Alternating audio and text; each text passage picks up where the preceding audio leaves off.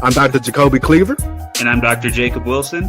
And we are the OD'ing on Movies podcast. We're two practicing optometrists who love movies, and we found a way to combine our two loves into one podcast. We pick a movie, we watch it, we break it down while incorporating the optometry elements. So grab your favorite movie theater snack and let's get started.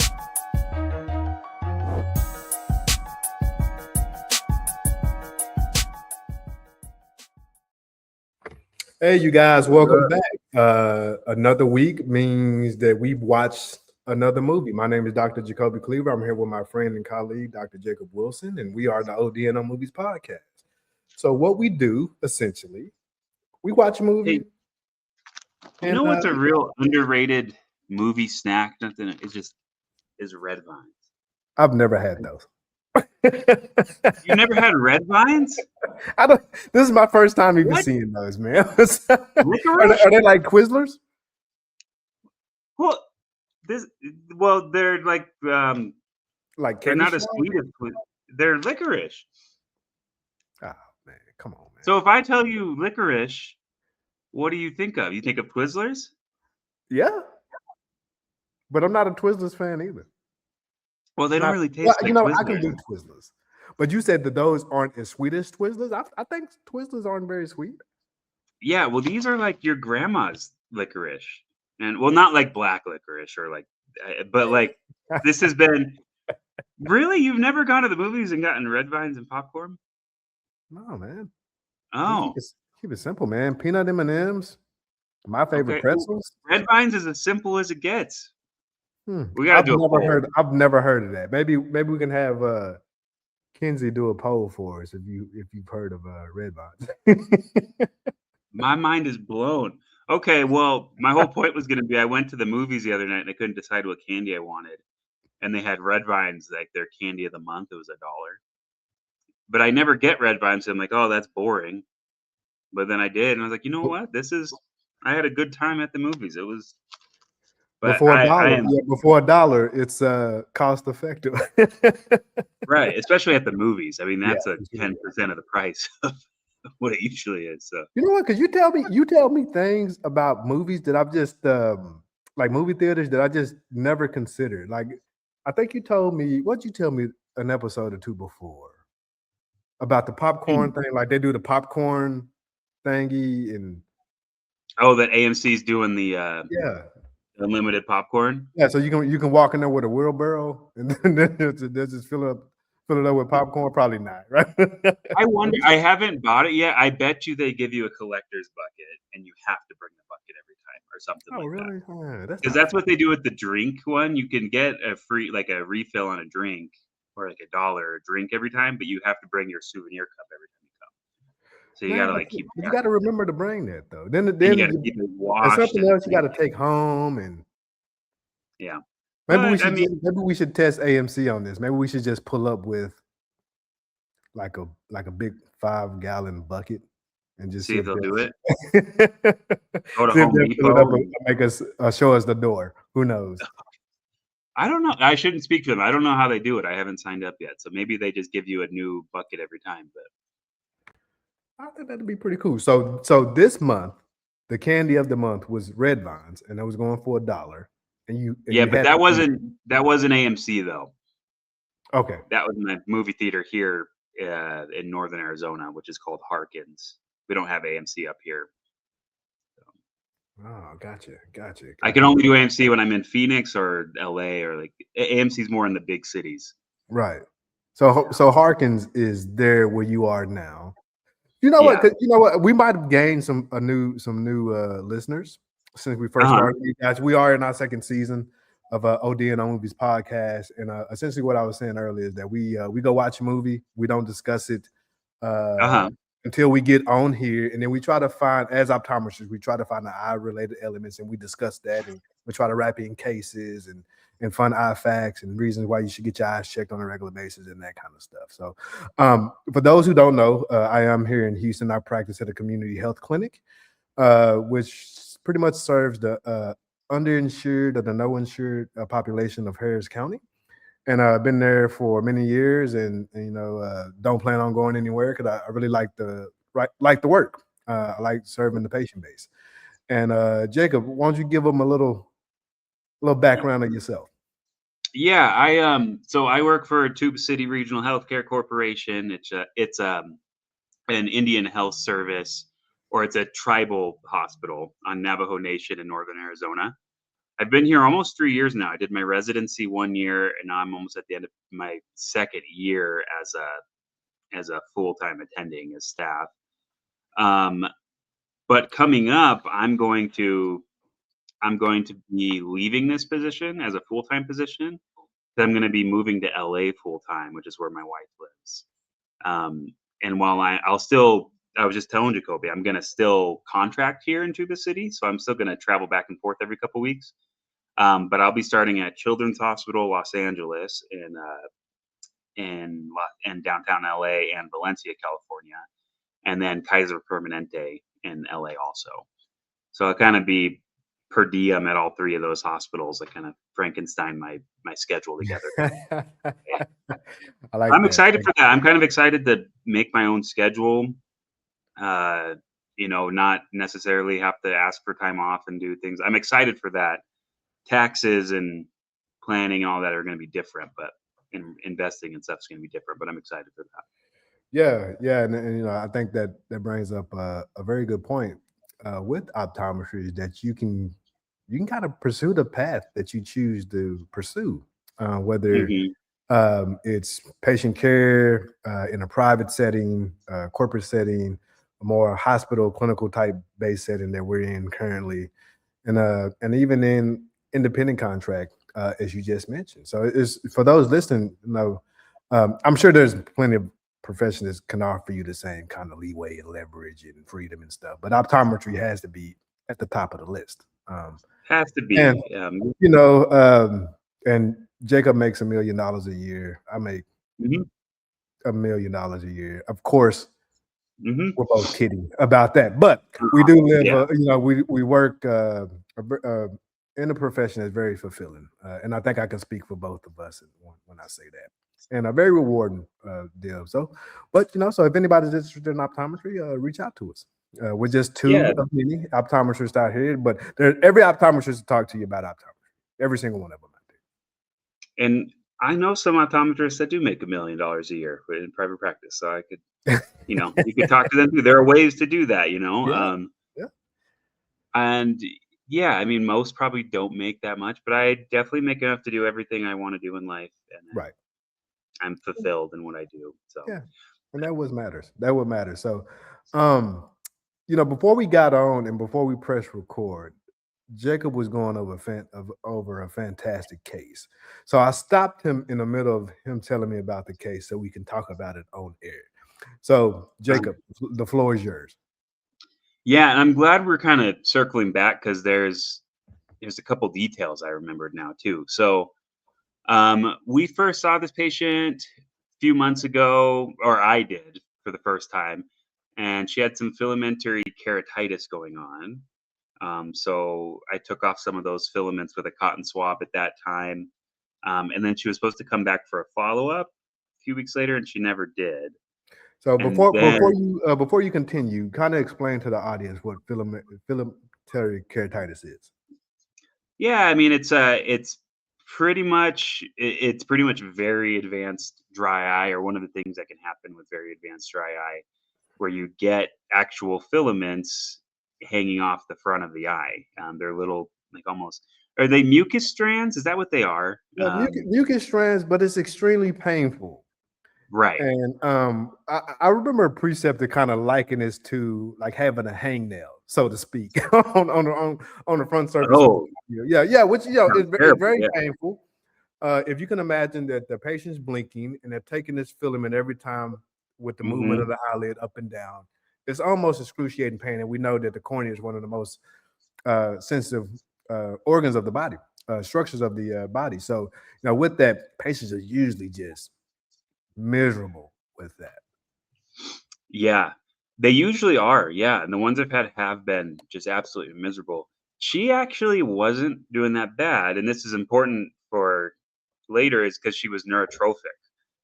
We were already getting to that point with her, and that basically means she didn't have full sensation in the front of her eye. She had almost no sensation to the front of her eye, which can happen with chronic dry eyes.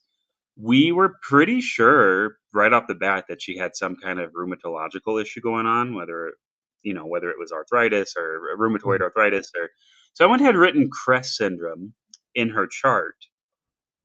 But Really? then going through everything, all of her labs, notes, everything, we couldn't find any time where that diagnosis was made. We couldn't even find a time where she had been sent to rheumatology. So we ended up making a referral to rheumatology. But anyway, she didn't come back. She didn't go to um, that referral, and she didn't come back for her follow-ups. So she came back to see me about a month and a half later. And at that time, when I saw her, she actually had a perforation. She had thinning, which ultimately led to a perforation in the middle of her cornea. So luckily, here at the hospital where I work, we have a cornea specialist. So I sent her straight to the cornea specialist. I saw her at our satellite clinic, which is about an hour away, though.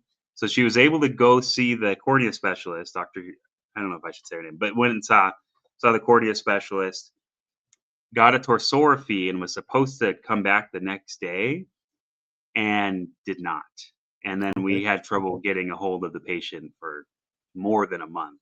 So she had an actual perforation, an actual hole in the front of her eye, and she just started going around life. The other thing I didn't mention is her other eye was already 2200 Oh, from wow. past corneal scarring. It was like it didn't say why the corneal scarring had happened. I think I have a good idea seeing what's happening with this eye. Right. But yeah, Right. so she really couldn't see, and I think she was in doing custodial work, and she was going to work every day, just not really able to see. So what Jacob mentioning is that the cornea is made up of 5 layers, and um, if there's signs of inflammation, or if you get to the point to where the cornea is neurotrophic, that means that you've lost cornea sensation. No, so earlier we just alluded to that the cornea is extremely sensitive. So once you lose that sensation, then you are unaware of anything happening, like of any insult to the cornea, right? So Mhm. she could be going, and even if maybe she noticed some vision changes, maybe she didn't, but she could be going about her life and not in any pain or anything at all. She just whatever, and you can kind of liken this to maybe like when a diabetic gets a sore on the foot and it's just completely non-healing. The patient's really not in any pain or anything at all, and then that wound becomes a bigger wound and an even bigger wound, and Mhm. then if the wound's big enough or it goes on long enough, then you can almost perforate or get deep into the flesh to where you can see bone. And I've seen this in a couple of patients, and not that I'm a foot doctor or anything at all, but I have seen this in a couple of Yeah, what patients. are you doing in the exam? You see Oh, the no, no, no, no. This is like I can see it in the patient's chart. Usually I go back okay. and look. Yeah, I can go back and look at some of my diabetic patients, just kind of get an idea of what's been going on systemically. Because even though we are interested in the eyes, man, we For can't sure. ignore the rest of the body either, right? So, oh, Yeah, and and how old was your patient? We didn't get that. I think she was 66. Oh, wow. Uh, Hmm. Mid-60s. I don't off the top of my head, but yeah, that's about where we were, mid-60s. No, you know what? She had to be like 64, 63 because she wasn't eligible for Medicare. Oh, right, right. Because I Um, know we're gonna talk. Okay, got you. yeah, so that must have been where we were, like 63, 64. Um, but yeah, basically she would just went back to work. She wasn't answering the phone. She couldn't get a ride back to Tuba City. So we documented really well that we warned her of the dangers of looking at her. That's so That's a important. tip. Yeah, that's a tip for the optometry students, the residents, and and optometrists or ophthalmologists listening. Man, like you got to document. You have to document. Have to document. Oh, and tarosopathy. Please explain to the audience what that is. Yeah. So a torsorrhaphy, and there's a couple ways to do it. And so the first time I saw it, it's basically manually closing the eyelid to protect the surface of the eye. So a lot of times the eye is actually sewn shut, partially, usually not all the way. It's sewn shut. Our doctor here does a lot of temporary torsorrhaphies, where basically she puts some sutures above and below, and kind of like works works the string through this temporary torsorrhaphy that you can tighten and then tie and tighten back so that they can come back multiple days to check the front of the eye. Right. But basically, it's using the eyelid to naturally protect the eye by manually keeping the eyelid closed. Now I'm gonna put you on the spot. Okay. So why wouldn't you did you consider a bandaged contact lens? If so, why didn't you go that route? Well, so first of all, as an optometrist, but she was already perfed. Okay.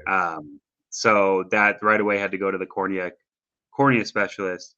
From my understanding, what happened with the ophthalmologist is she wanted to do a bandaged contact lens and glue that same day, but the patient didn't want to do that. The patient, I don't know if it was the glue that made her nervous or the contact lens that made her nervous or what it was, but she wouldn't let the ophthalmologist do it that day. So we did the torsorrhaphy, or not we, but the ophthalmologist did the torsorrhaphy. And now I might be getting my days confused. She might have been like 90 to 95% thin when I saw her and when the ophthalmologist saw her. And then she might have perfed the next day.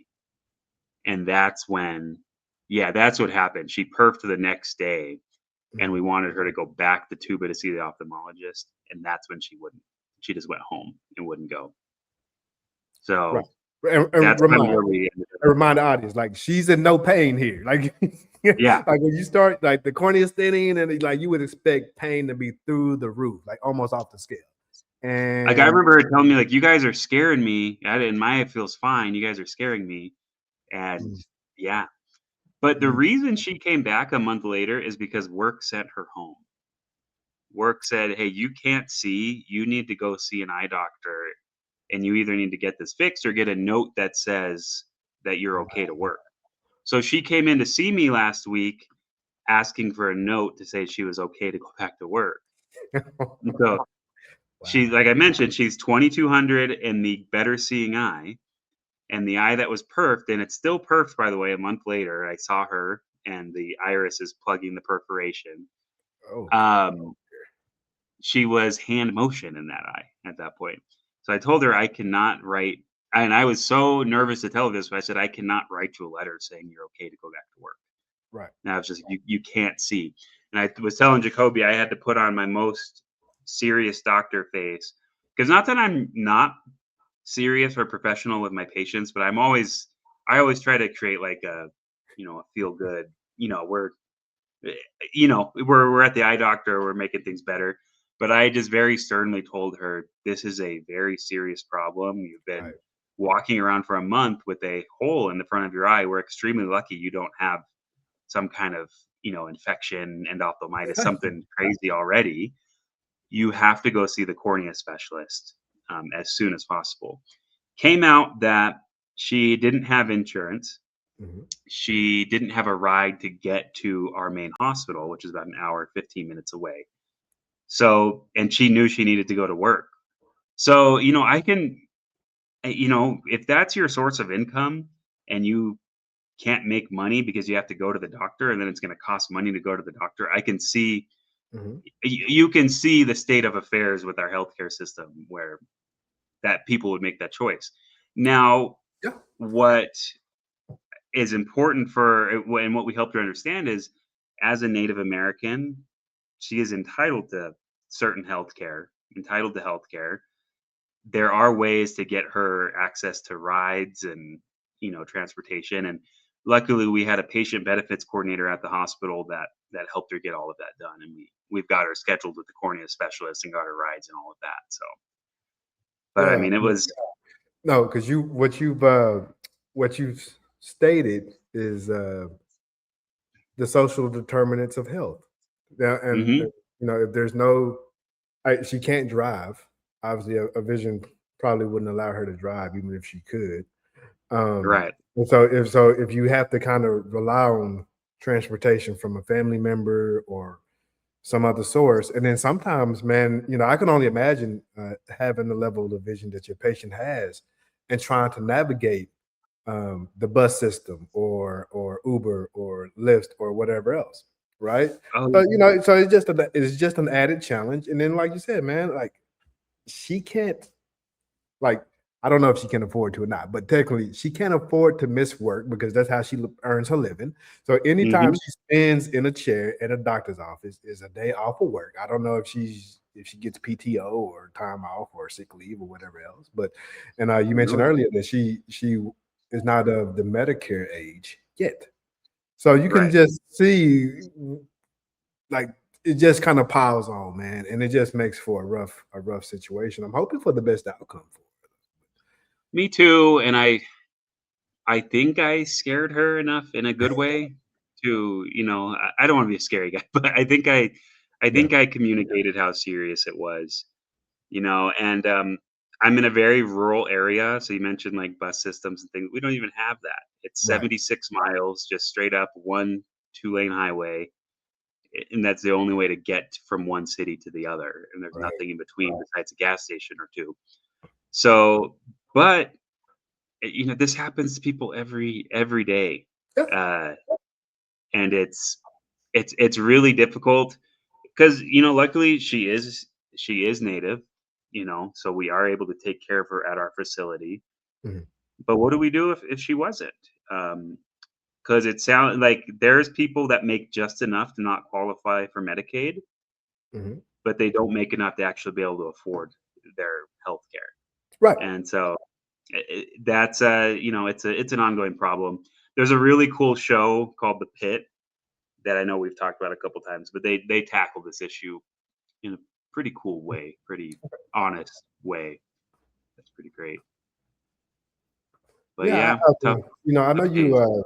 and this isn't directly in relation to your patient, but I had a patient just last week, late last week, who had um, secondary angle closure due to neovascular Mm, glaucoma, which is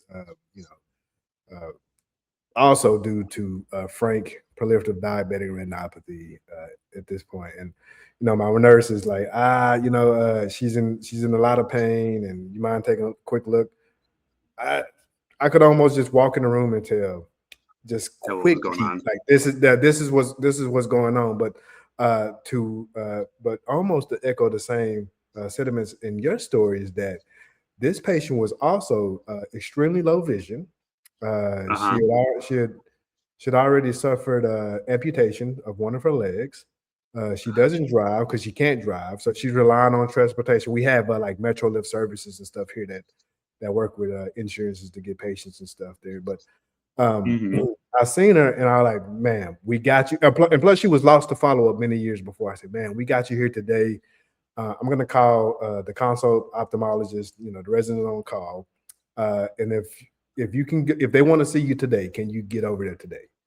And we had to kind of arrange transportation for her to get over there, which Mhm. is the ride was like, yeah, we'll come and get her, but I have to kind of pick up some other people along the way and drop them off. And I'm talking to the driver like, man, this can't wait. Like she has to go right now. But luckily, she had a social worker who essentially Okay. dropped what she was doing and personally took her over to the hospital. Now, from where I work and to the Bentop Hospital is about 20 minutes. It's not very long by Houston standards, but she has to get there, right? And she was able to get there, and they Uh-huh. got her going, man. But no, but what if she couldn't get over there? Because Right. she lives in Houston. All her family members are in another city. She's literally out here by herself. No kids, no nothing. She's just out here by herself. So That's so tough. yeah, And then you're in that cycle where things are going wrong with your health, and it's gotta be so hard mentally and physically to get out of it. yeah, And then finding you add financial stress to it. It's hard. It's hard, and yeah. it's one of the reasons I like working where I work because I hope that I can make a little difference for Mhm. patients like that. Like, I have a lot of I totally respect the reasons for why people might stop taking insurance, become like a cash pay office and things like that. But I don't know. I want to. These are the types of people that we want to work with and help because there's no one else, doing it. If you didn't see that patient, no one else was gonna be there to help her. Yeah, And I was like, man, because she has this history of not keeping her appointment. So it's almost like a flip a coin, heads or tails if she's even gonna come in today. And Jacob, I think the only reason I seen her that day is because she had 2 appointments on the same day. So like Oh, usually, another yeah. So day. usually when the patient like has like a lab appointment and then they see the doctor, they seem like they're a little bit more inclined to come because they're getting kind of like more bang for their buck, so to speak. So I was glad she made it, but you know, in my serious tone, like we got to get you over there today, man. Like this is the better of your seeing of your 2 eyes. Like we got to get you over there today. And you know that doesn't even address the uncontrolled diabetes systemically.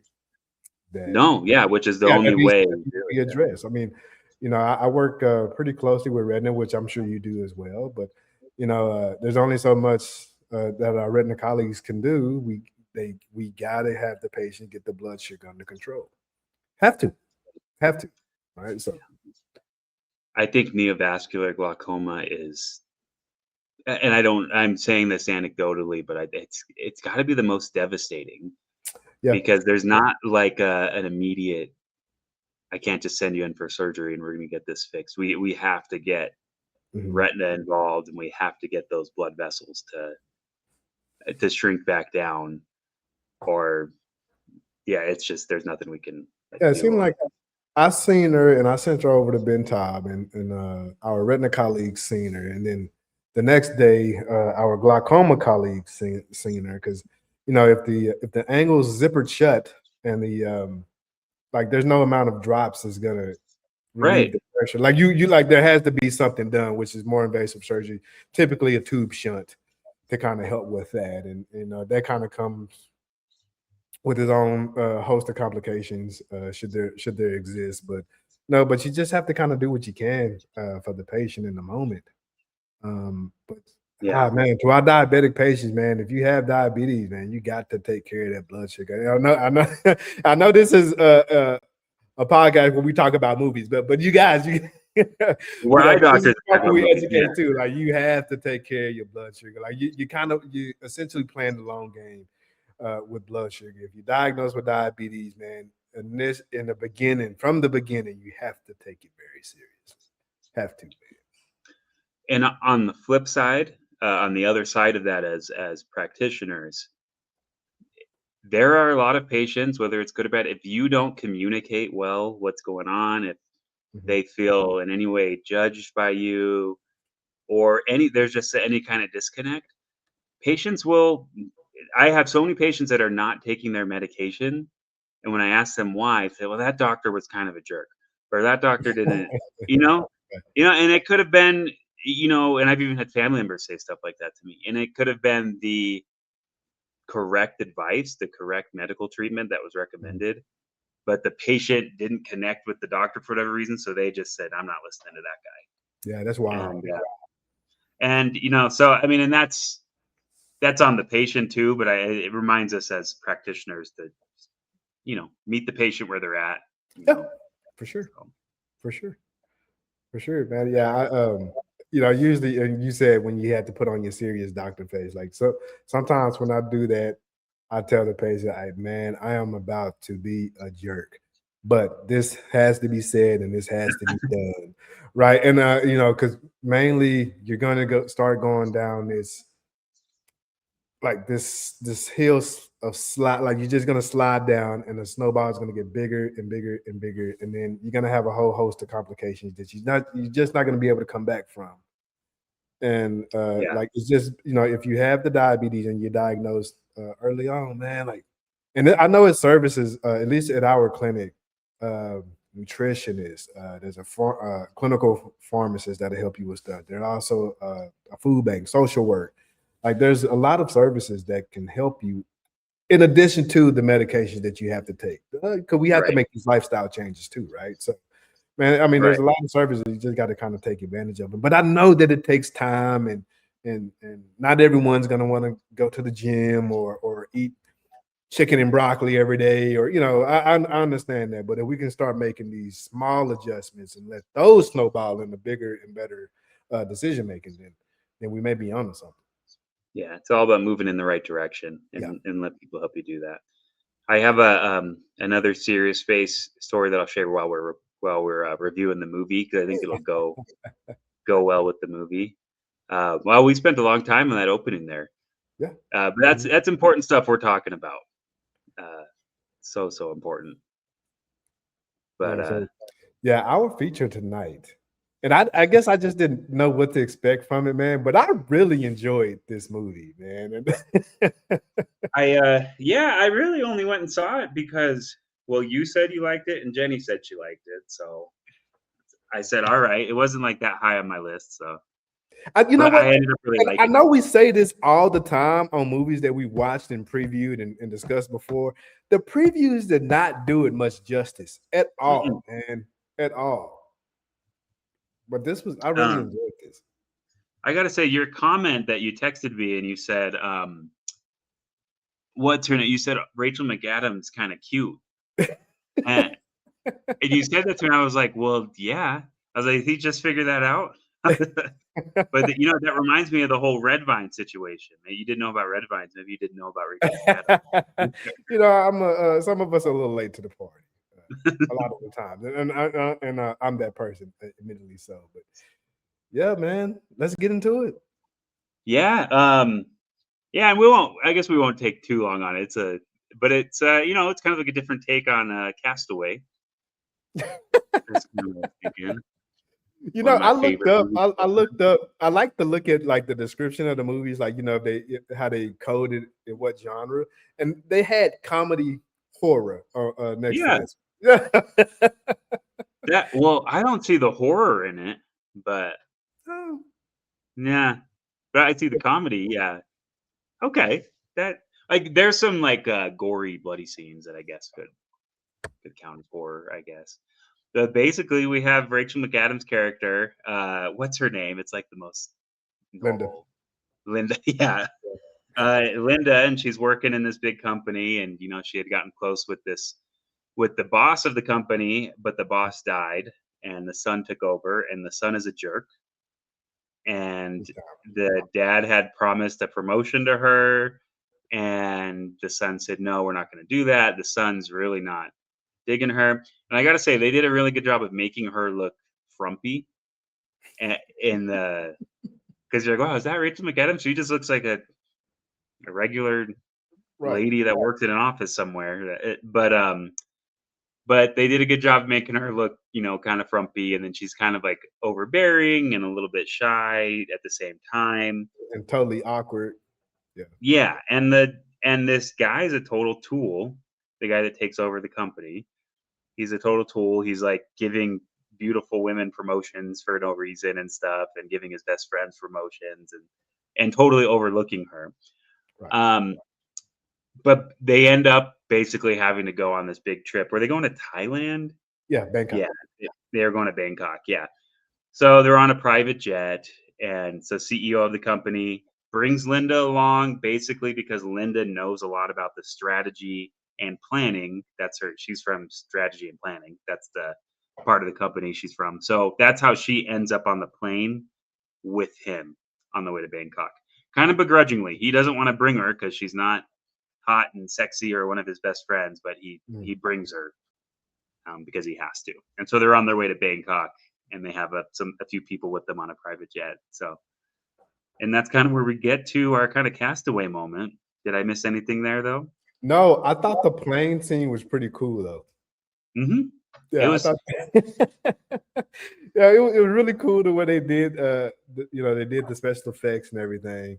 But no, just to mention that the guy's name, the son that takes over the company, his name is Bradley, and yeah, he's a total jerk. And to go back, it seems like Bradley is being advised that Linda is in line for promotion based off of the deceased father's recommendation, and Bradley like that. I'm just gonna give it to someone else. yeah, And it's his best friend. Yeah, yeah, best friend who right. he himself is an idiot as well. He doesn't Yeah, know anything. He just kind of piggybacks off of Linda and takes credit for the work. right. Yeah, two jerks running companies. But I, I don't want to go off on. I just wonder how often this stuff happens in in corporate America, right? I mean, Yeah, and I think it happens a lot. I don't think it's that blatant, probably, but right.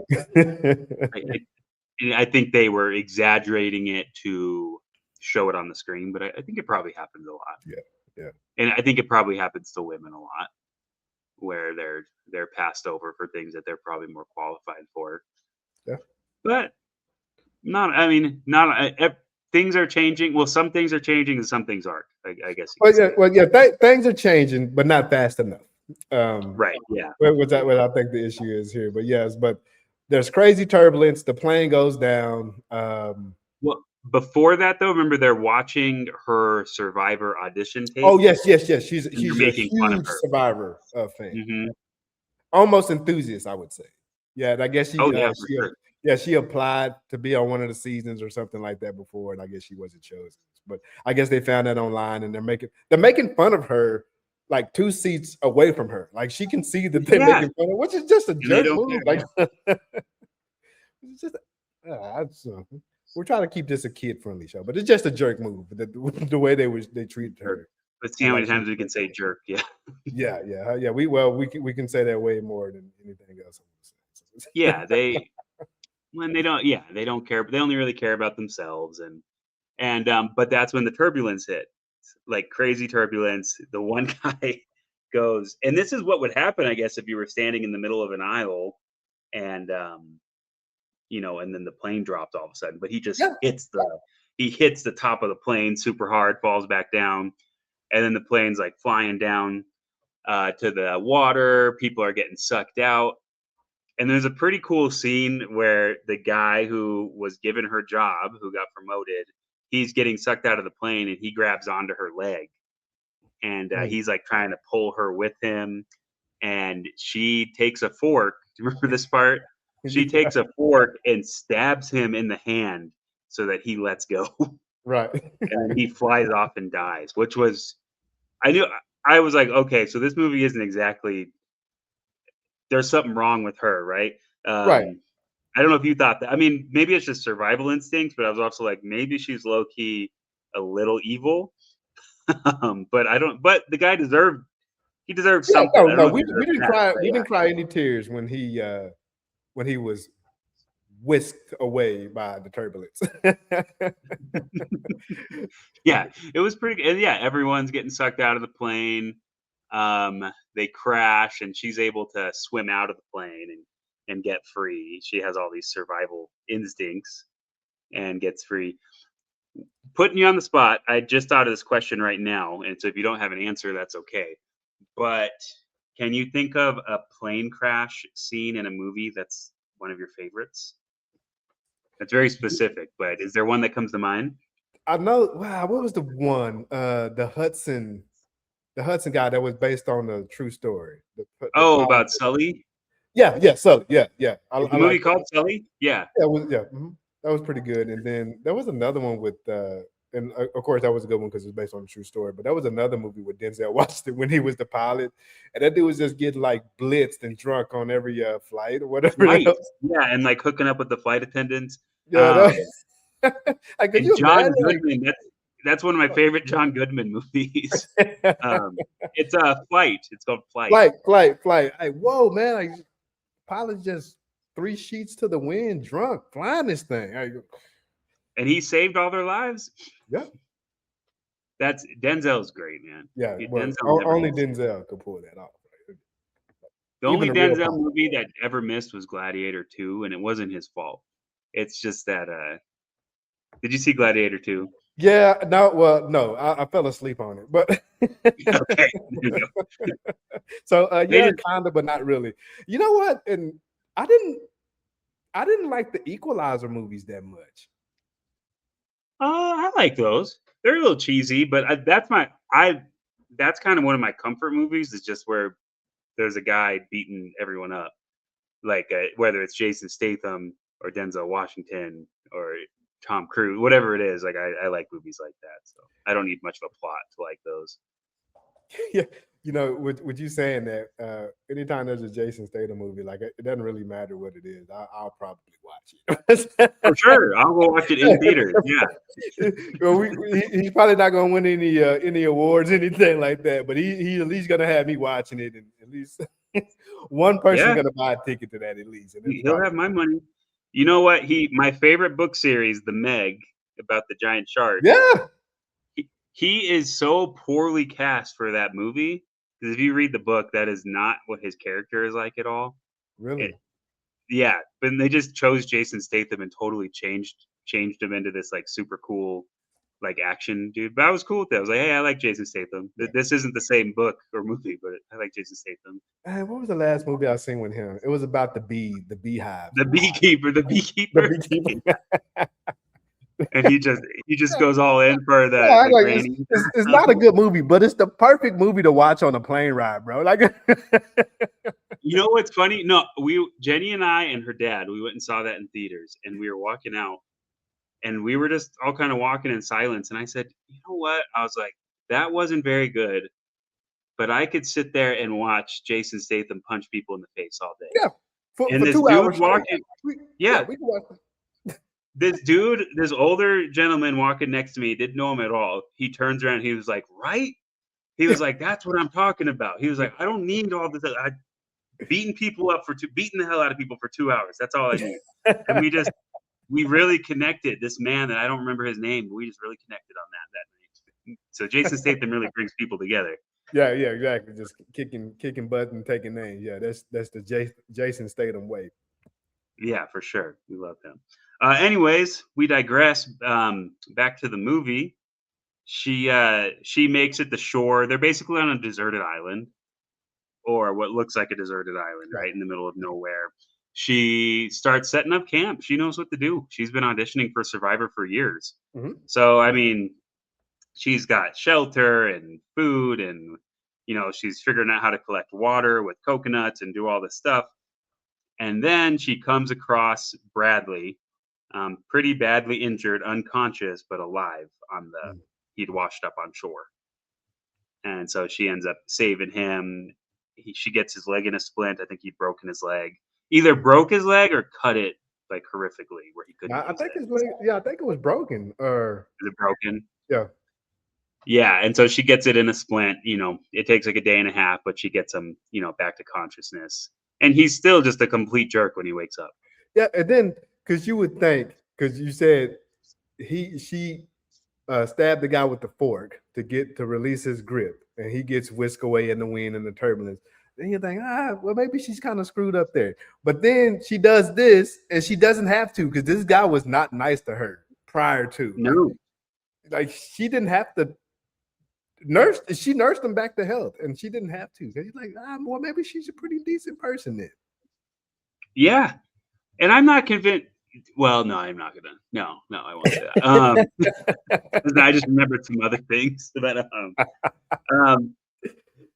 but basically, he's still being a big jerk to her, trying to boss her around, blah blah blah, and she's basically like, "No, I'm in charge now," and she doesn't help him purposely for like a day and a half to kind of prove that he needs her. Yeah. And so then when she proves that, then he's kind of at her beck and call. She's nursing him back to health.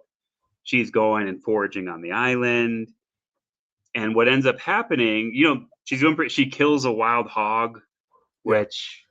which I guess brings us to an eye part. I don't know if we want to Let's get talk. into that. I don't know how much there is to say about that, but she pops while killing this wild boar, she pops its eye out, and Yeah, I don't have anything to add to that. We just gotta we just gotta let her have that one. If that happens, that's bad. That's yeah, terrible. But I wrote some notes down, and I have to share this note. When Linda leaves Bradley, I wrote down, Bradley is pathetic as hell. He's just so pitiful, man. And he's still a jerk, and still got nerve enough to be a jerk about it too, man. Right? Yeah. He deserved everything he was getting from her up to that point, for sure. Yeah. But then what happens, and all we see is that she's on the other side of the island, and she sees a rescue boat looking for people. Or no. She just sees a boat. It's not looking for anybody. It's just a boat. And she starts to yell at the boat, but then she kind of recoils back into herself and says, "No, it's not time yet." And she Yep. ignores the boat, doesn't tell Bradley about it. So we know that there's at least one boat and boat traffic on the other side of the island. But she said she wasn't ready. She didn't want to get help yet. Right. And at this point, I'm thinking it's to like keep power over Bradley or something, or not exactly sure what she's doing. But she tells Bradley that the other side of the island is covered in poison ivy or something like that. Don't go over there, blah blah blah, just to keep him away from ever seeing the boat or anything. Right. So we know that they could be saved and that they're not as far away from civilization as they think. But Bradley doesn't know this the whole movie. Right. So, which is pretty messed up. It's really. Then again, you start thinking, "Oh wow, man, Linda may be a bit of a jerk because she could have something." Yeah, she could have. Because I think at this point, because I wrote it down. At this point, I think they've been on the island about 2 weeks or so. I think they mentioned it or at some point. Yeah, so it's just, yeah. I mean, Bradley's totally frustrated. He's mad that he doesn't think anyone's looking for him, and Linda couldn't care less. She's just enjoying it out there. I mean, and she's thriving. Yeah, that's what it is. She's like living a good life. She's in charge. It's not like at home where she's in the office and has to answer to other people. She knows what she's doing out there. She's just happy. She's like making them like sushi from wild fish she's catching and all kinds of mango salsa, all this stuff. Mango salsa on the deserted island. Yeah, I wouldn't be right to leave either. Right. Yeah, we getting stuff like that. I have salsa here in Houston. Yeah, I mean, it could have been worse for Bradley. He was stuck on He was stuck on an island with Rachel McAdams and with mango salsa. I mean, things could have been worse. But yeah, and it's slowly you just realize Linda is a total she's totally in shape. She knows the lay of the land. She can handle anything. Like she's totally opposite from the woman in the office cubicle we saw at the beginning of the movie. And so she gets Bradley nursed back to health. She kind of is getting Bradley to accept that they're never going to get off the island and stuff. Bradley has an idea. He wants to like make a raft to like get over the surf and get out to sea. But she said that it wouldn't really work and things like that. So one thing that at one point he tries to poison her. Right. He says, "Let me make dinner," and he finds some kind of plant that he uses to try and poison her so that he can then use his raft that he made to try and escape. Yep. And the raft doesn't work. He wasn't as good as Tom Hanks in Castaway at making a raft, and he gets washed back up on shore. And then she basically, what does she do to him? She does something to subdue him then, so that she he can't. She gives him like a neurotoxin or something like that. The octopus, yeah, that's it. And then so he can't move. He can only blink. And then she kind of threatens that she's going to castrate him, or or something. Oh yeah, that scene was crazy. It got dark real quick. Yeah. Well, and now is this before or after his girlfriend comes to look for her? Oh, this is before. This is before. Okay. Yeah. So yeah, she's completely crazy. She's got like blood on her face and she's just scary looking. And so she gives him the neurotoxin where he can't move and he can't feel anything at all. And so she says that she's castrating him and he can't even look down to see what's happening. And you just see blood squirting everywhere. And she's like, "This is for your own good." And she's like cutting away with the knife, which the knife, by the way, is like this perfect knife that she found washed up on shore somehow. Right.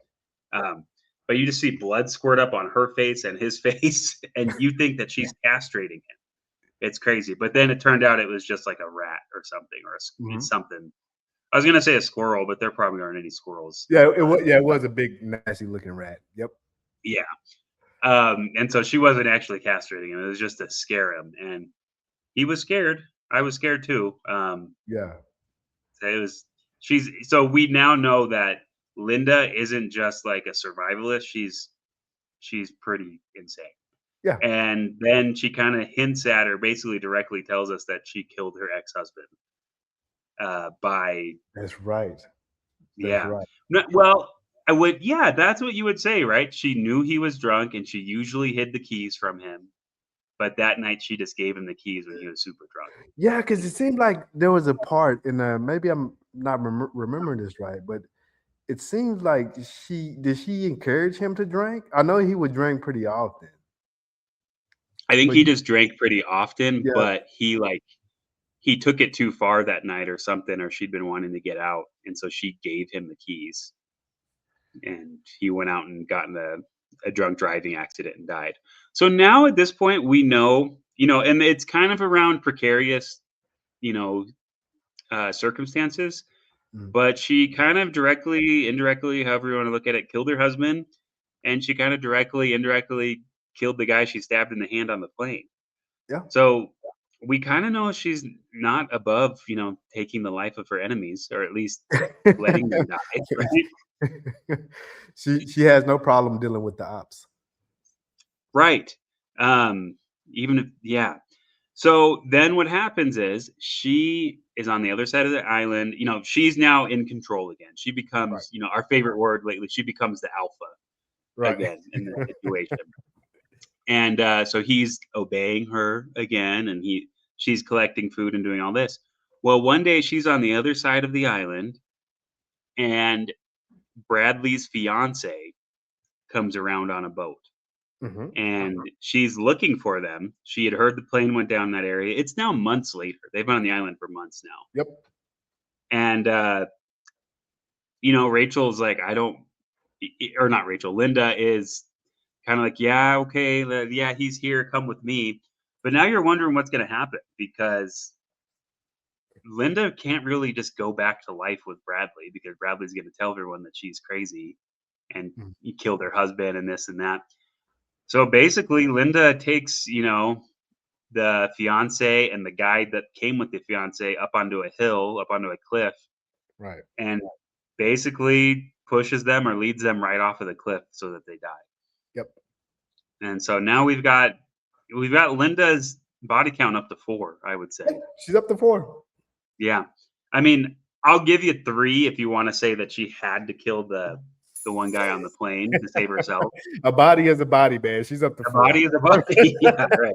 So, um, so from there, she's really stressed out because this is the most directly that she's murdered someone because she pushed them off that cliff, right? So she's very like on edge and Well, yeah. stressed.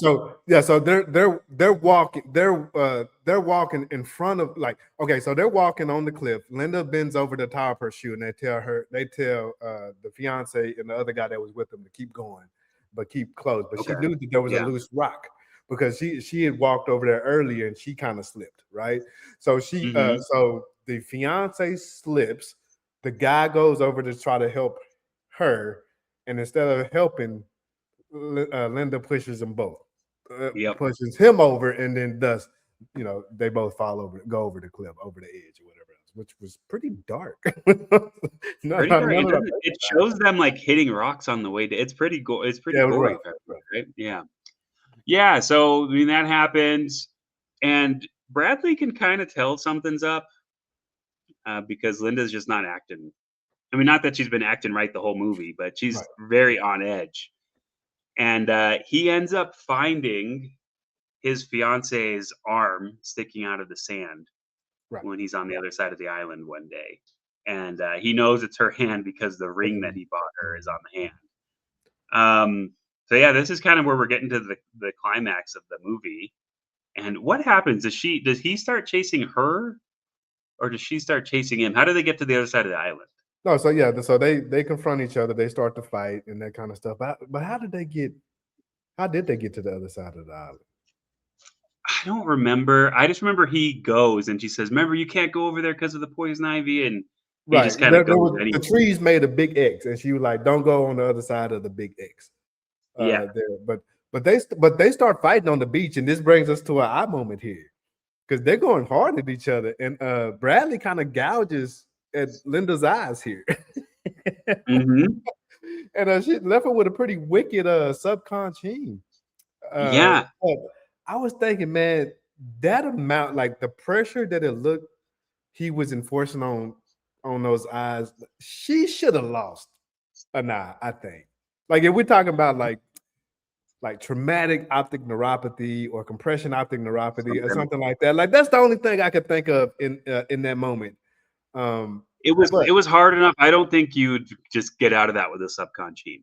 yeah, And when we say subconcheme, it's bleeding underneath the clear part of your eye. So it looks nasty, but it usually heals up on its own. Or I was even thinking a retinal detachment or a choroidal detachment. that's You were something. pushing that hard. A lens And dislocation. You could really just mess up the eye. yeah, But she seems to be all right. yeah, She and seems to be and fine. I think for our audience, I think it's important to relay that subconscious hemorrhages are extremely common. Oh Now yeah. now you can get these from heavy lifting, bending, straining. If you're having any sneezing or coughing fits, straining, whether you're lifting weights or maybe even if you're having issues with constipation or something like that, like any straining Yeah. event, right? Or if you take baby aspirin or warfarin or anything like that, or Mhm. or trauma, or you can get them from doing nothing at all. and, Yeah. I They can think be when I explain totally, that yeah. to patients, that's what they have kind of a hard time kind of wrapping their heads around because they say, "Well, I just woke up with it, or I didn't even know I had it till one of my coworkers told me." Right? So Yeah. I have to go through the whole game. What you was doing the day before? Blah blah blah. But it does look a lot worse than it actually is. It just takes a few days. Well, depending on how dense How the bleed bad it is. is, and yeah, Yeah, it can. I've seen it take like a month. yeah. I've seen it go from like a week to a month, depending how bad it is. You know what? Every single patient I've seen with a subconscious heme, it's happened at the worst possible time, like getting ready for Right like before a family wedding photos or or like a wedding or something like that. yeah. It's kind of tough. It's kind of tough, but Do you know of anything I don't, of anything to make one go away faster? I saw someone talking about ice packs on the eye, and I was like, "No, that wouldn't no, that." I mean, because the bleed is there already. So I guess if you put ice pack on there, you can constrict the blood vessels a little bit, but the blood's there. It's already filling the space. You just have It's to wait not for it to actively reappear. bleeding. Yeah, it's Right. just kinda trapped there underneath, so, please don't 1, if you're taking baby aspirin or warfarin or whatever it is, there's a really good reason you're taking that. Don't stop taking that because Right. of the subconscious. And please, if you're an eye doctor, please don't ever recommend that to your patients either. Yeah. Your patient's going to want it to go away, but if they have a stroke or something because you because you took them off their medicine, I Yeah. mean, yeah, that it's not worth it. It's not worth it. So Yeah, I've had that conversation a few times in my career. Like, yeah, you need to continue with it. As a yeah, rule of thumb, I'm not the one that puts you on it, so I'm not going to be the one to take you off of it, and that's outside of my absolutely scope not. anyway. But Yeah, if let's say you having to bleed every month or so, or every other week or so, then maybe I'll shoot a note to the cardiologist, let them know what's going on. But yeah, is it like in the grand scheme of things, if you're taking it, like you said, it's a very good reason. Are we really worried about cosmetically the looks of a subconscious? Man, probably not. Probably not. yeah. Like, yeah, we just Not to that extent where we're no, going to put your life in danger. Yeah. right. Oh, Yeah. and can you imagine the lawsuit? Not that that's all that matters, but can you imagine if you yeah, that's yeah, Yeah. so eye doctors just yeah, that's not, Yeah. yeah. Yeah, subcontinuums aren't, too big a deal. I did have a red eye today that was a very big deal, and I was surprised that there was never any, like, romantic, relationship between them. I thought it was gonna go in that direction, Yeah. and I was like, "Man, you're trapped on an island together for a few months." You would think there would be some kind of romantic interaction, but there never was. But something that could happen to your eye from, um, a not so safe romantic interaction walked into my clinic today, and that was an inclusion conjunctivitis for Oh, a sweet. patient. So yeah, so that was a tough conversation today too, because he was a guy about my age, maybe a little younger. Um, and he had all the signs of it was like 3 to 4 plus hyperemia. It was pretty bad. Mhm, Follicles all over. Just one eye had been that way for about 3 weeks. mhm. And I was like, I'm just gonna be blunt. Are you sexually active? And he was like, yeah. But he's like, just with like my wife. And he got super uncomfortable as soon as I started talking about that, Mm, obviously, right? mm. I said, well, look, dude, this is what it looks like. Have you heard of chlamydia? And he was like, yeah, he looked like terrified. And he was Right. like, yeah, but I just have like my one partner. How could this even happen? And I was like, I don't know. I'm not saying for sure that's what it is, but we need to walk you down to the clinic and get some testing. What I found out is he works in hotels and he changes sheets and stuff all the time. Mm. So and that's something that happened on the pit recently. Okay. There's gonococcal conjunctivitis or gonorrhea in the eye in a nun on that TV show, The Pit. Right. And so the whole time they were stressed about having to confront this nun about her sexual history, but it ended up being because she was changing the sheets at a shelter or something. And so he mentioned that to me today, and I was like, well, I did just see something similar on a TV show, so maybe that's what happened. But I was like, either way, you got to go get tested, and so does your Mhm. partner, and we got to do medicine and all that. So Now, because I think, and I don't, and I may be totally wrong on this, man, and maybe somebody in the audience can help us out. Now, I know that this can happen. Like you can uh-huh. get. How often does it happen? I don't think it's that Right. Like, often. I haven't seen it in a couple years. Like I haven't seen it since residency. This is the first time I'm talking I've seen about it. like the transmission of chlamydia from like the sheets or Oh, uh, the toilets. I think the toilet seat or whatever else. Right. yeah, Like I know that there's some literature that loosely says that this can happen, but yeah, overwhelmingly, this is due to a sexually transmitted infection, right? And yeah. usually, There's like I probably know with some tough gonorrhea is from conversations. like vertical trend, like self-inoculation, vertical transmission, meaning you have come directly in contact with secretion, with an infected secretion, and you rubbed your eye, and that's how you got it. Now I Right. know chlamydia is a little bit different because it's systemic But it manifestation, can but be transmitted like that too, right? yeah, it can. Yeah. It can, Um, but a lot of the time, and I don't want to misspeak on the percentages, but a lot of the time, if you have an ocular infection with like chlamydia, then there's usually a common, an accompanying genital infection as well. So now I'm not yeah. saying anything about the patient. I'm just I asked him and I was like, "Are you having any other signs or symptoms?" And he was pretty uncomfortable, but he did speak with me. Um, I hope that it helped that I was a guy around his age, or maybe that made it worse. I don't know. yeah. But we had to have the conversation. Mhm. And honestly, you're right. I think an infection could happen from somewhere else, but I think more often than not, it probably is sexually transmitted. So there's probably some more tough conversations to be had. Um, but Did I you mean, that's how it goes. now? Did he? Was you the first eye doctor that he's seen for this red eye? Mhm. Because I know typically, sometimes like the patients will present to like an urgent care or something like that at the initial signs of these things. And a colleague of ours said, "Yeah, I usually by the time I get to them, they've seen one or two practitioners before.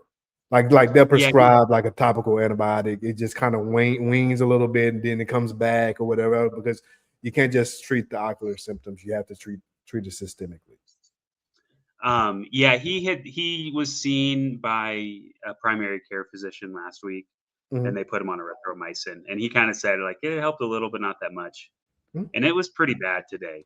Like I took a look at it, and I was like, oh, because the primary care physician thought it could just be allergies or something like that, but this was pretty bad. I knew right Yeah, away I it was. mean, and from our training, we know that anything, if it's allergies, then I will be thinking more bilateral, right?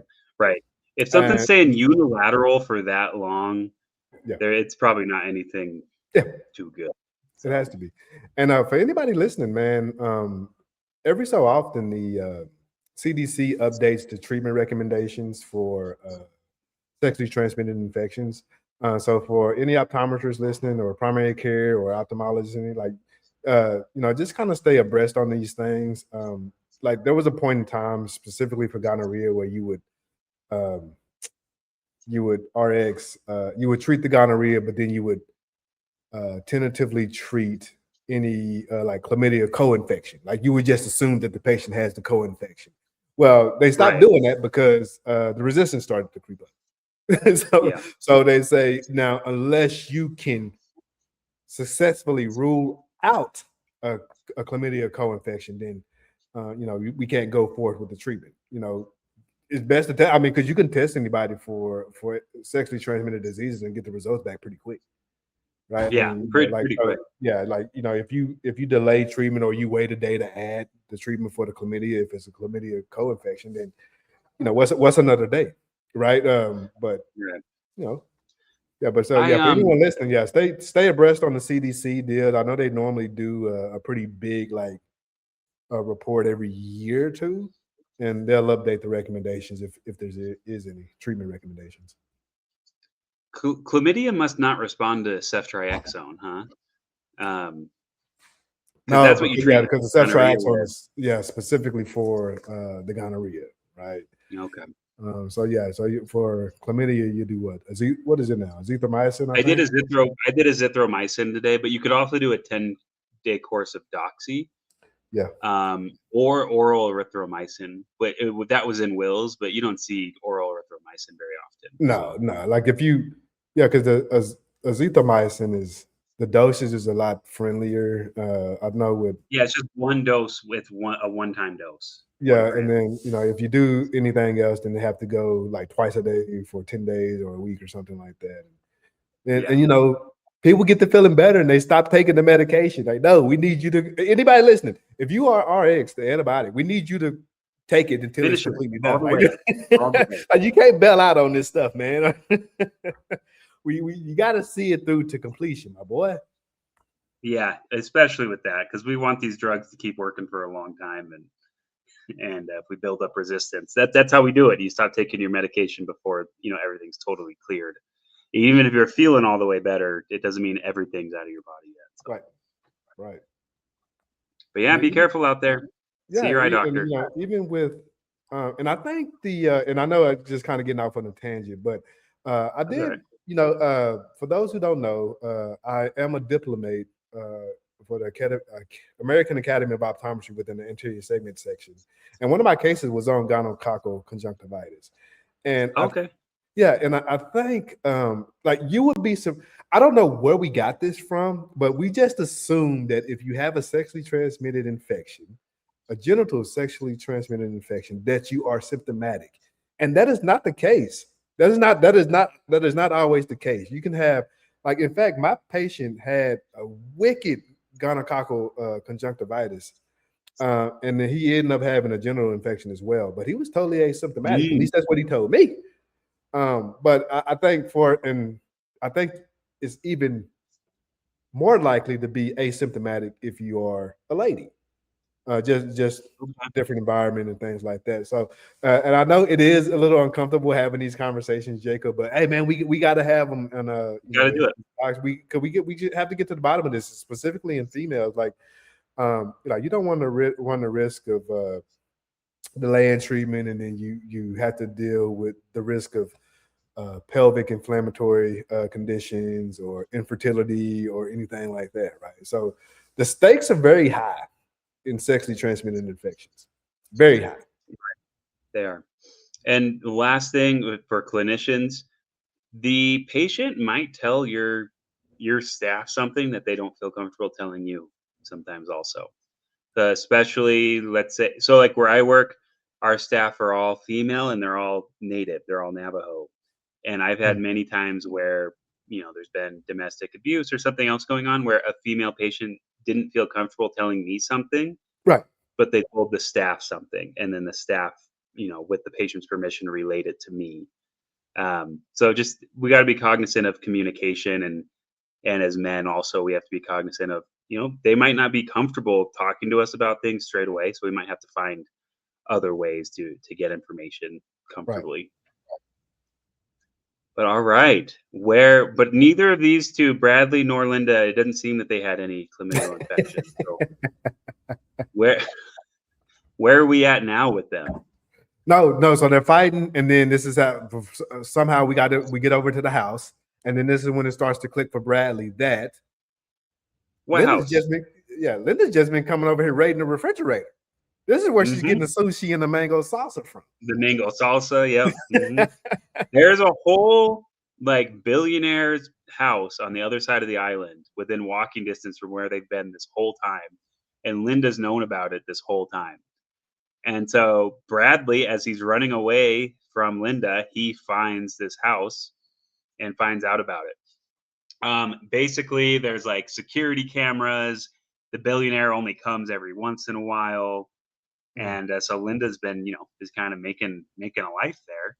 They have this big epic showdown, fighting in the living room, hitting each other with golf clubs. And at one point, Linda gets a hold of a shotgun, or does he get a hold of a shotgun? She gets it. She gets it, yeah.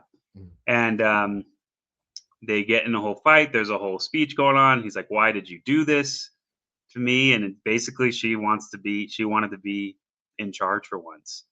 Yep. And one thing leads to another, and we assume it's shown off screen, but she kills Bradley and then gets herself rescued and goes back to life, living this great life, writing a book about all her she went from living kind of like a non-existent this was the ending of this movie was like she won Survivor, and she was thrust into this celebrity stardom, right? So so she's writing books, she's part of doing celebrity golf tournaments and stuff now. She's living the dream. It's like she won a reality show. Right. Even more so, she is famous, and she only had to kill 5 people. Yeah, we have 5 now. Yeah, so she killed 5 people for the fame and the fortune. Yeah, at least. I wouldn't be surprised if she killed that billionaire at some point too. But yeah, because they came back and she said she was able to disarm the security system. So good question. The billionaire probably never even knew that she was there. She might go on to become one of the most prolific serial killers of all time, because now she has the financial means to get away with things. So we'll see what happens. But no, I think on one end it was probably about female empowerment, but also just kind of about a serial killer. So because I don't remember a movie being it was just kind of like a fresh take. So I think that's why I really enjoyed it. I don't remember seeing anything like this, right? And it took a turn, and parts of it were pretty dark, parts of it were pretty funny, but it worked. It worked. I don't know how well it done in the theater. I think it did okay. I think it did really well, actually. Let me look that up, because it stayed in theaters for a long time. Yeah. I think it's still in theaters out here, because I told my nurse to go see it, and her and her husband went and watched it this past weekend. So it is still in theaters. So yeah, it's getting close to 100 million at the box office, which a horror movie is that's pretty good. That's big time. I mean, not even like a box, like a big time horror movie. That's kind of a sleeper hit, honestly. Yeah, making that much money. So it was cool. I'm glad we saw that one. It was fun to see Rachel McAdams in something different. Yeah. What has she been doing lately? Like rom-coms? Lately, I haven't seen her in a whole lot. But maybe that's just me not paying attention. But I remember her from Mean Girls. Yeah, I watched that the other day, actually. Yeah. Oh, really? Yeah. So that's the stuff. When I think of Rachel McAdams, those are the movies I think of. But yeah, I don't know. It was good for her. I think she was an executive producer on this one, and okay. Yeah. So no, that works. Yeah. This was a fun movie. Are we still doing the eye system, the eye rating systems? We should get back to that. Yeah, we fell off for a little bit, but okay. I would give this one, because it was the first movie I seen. I know we're in March now, and it's probably when this episode is going to air. It's probably towards the end of March. But that was the first movie I've seen of 2026, and I really enjoyed it. So I'm gonna start off kind of high. I'm gonna give it like a 7.5. Did it come out that long ago? Okay. Yeah. I'm gonna give it I'll give it a 6.5. Okay. I liked it. It's Respect. number 4 on my list, on my 2026 movies list so far. How many movies have you seen so far? 7. I'm slacking, man. I don't want to say how many I've seen. Yeah. Well, there's just been some. The Bone Temple was incredible. That was kind of a sleeper. Oh yeah, could you? Yeah, I think I may just have to stream that because I don't think it's. Yeah, I don't think it is anymore. And then The Bride I saw that last week. That one's kind of controversial, but The Bride I was so excited and inspired by that movie. And then Wuthering Heights was pretty cool. Wuthering Heights was apparently it's not like the book, but that was a pretty movie. Did Jenny read the book? No. No one I know has read the book. No one I really know that well has read the book. So, but everyone online is talking about how it's not about the book, and everyone's like, "I read the book in high school." I didn't. Yeah, I mean, I went to school in Arizona, so I don't know if we ever got to that reading level in our education system. But. And I was in high school so long ago, I can't remember if we read it or not. Like, it wasn't written yet. Yeah, probably not. Probably not. I mean, we was reading like the Odyssey and stuff like that. The Odyssey had just come out. Yeah, it was that long ago. Just fresh out, paperback, hardcover, man. Yeah, get you the Odyssey, man. But no, man. This episode was pretty heavy with the eye topics and stuff, just the way we like it. Sometimes we have to be optometrists and educate the public. That's what we do. Yeah, that's what we do. Wuthering Heights is from 1847, by the way. Oh yeah, no, I graduated in 1846, so yeah, I was okay. Right, that makes sense. Yeah. All right. I came out a year before he dropped, so go figure. Okay, yeah. Cool, man. You guys, but that's another episode of OD'ing on Movies. We'll be back soon with another feature, and we'll chop it up and talk about it just the way that two optometrists can. And we'll look forward to seeing you guys soon. Thanks for tuning in. Please subscribe and comment and all that, share, whatever, all that stuff. And we'll see you guys on the next one. All right. See you guys. Oh, wait. Shout out to our social media person, Mackenzie. She ran a half marathon yesterday. So shout out. Oh, I thought Jenny ran it too. They ran it together. Okay. So Jenny and Mackenzie ran that. Wow, man. Why you just wake up and go run a half marathon? I don't know. I just woke up and dropped them off at the start line, went back to bed, and met them at the end. So yeah, and so Jacob's talking about the LA marathon, right? Yeah, they did the half. The half marathon. Gotcha. Yeah, shout out to Jenny and Mackenzie and also if you guys have called us from last year, we did a fun episode with Jenny and Mackenzie where we was talking about Twilight. So we have a whole Twilight series that we're breaking down with just those two, only the way that those two can. So we'll be sharing those as bonus episodes throughout the year just to kind of break up the stuff and kind of revisit a cult classic, man. And yeah, evidently it's like top 2 on Jacob's list of movies, his favorite movies ever, and it's not number 2. So Jacob loves Twilight. No, my top 5, all 5 movies are my top 5. So, you go on my so you guys be looking out for that. It's a real fun episode, and I know we're probably going to ruffle a few feathers, or maybe not with Twilight. I mean, it was a big deal when it came out. So it was, yeah. So we'll drop those. We don't care. We just say it how it is. Yeah, that's right. Yeah. But you guys have a fantastic one. We'll catch you on the next one. Peace. Bye.